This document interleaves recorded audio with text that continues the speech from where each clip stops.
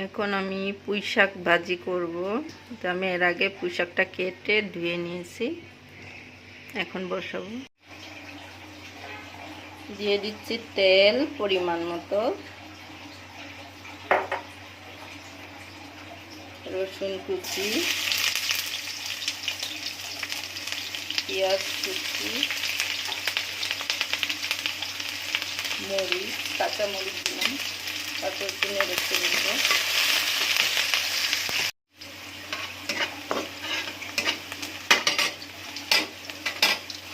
তারপরে দিয়ে দিচ্ছি পুঁই শাকগুলো।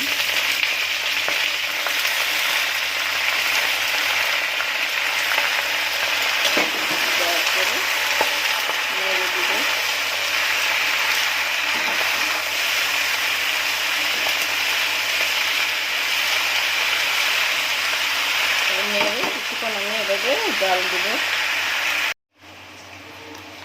তারপরে আমি একটু লবণ দিয়ে দিব, অল্প করে দিই, শাকে বেশি লবণ দিব না, লবণ বেশি হলে খাওয়া যাবে না, শাকে কম করে লবণ দিতে হয়। তারপরে আমি নেড়ে দিব।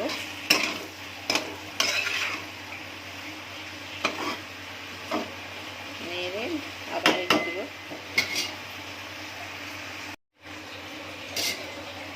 তারপরে আমি আবারও নেড়ে দিব, এভাবে করে নেড়ে দিব কিছুক্ষণ পর করে এসে।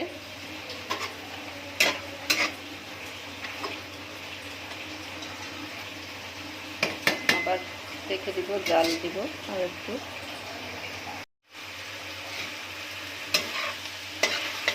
এই আমার পুঁই শাক ভাজি হয়ে গেছে, সব সিদ্ধ হয়ে গেছে। তো এখন আমি পরিবেশন করব।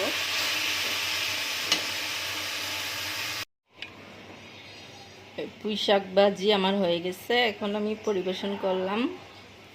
তো কেমন হয়েছে সবাই কমেন্টসে জানাবেন। তো সবাই ভালো থাকবেন, আল্লাহ হাফেজ।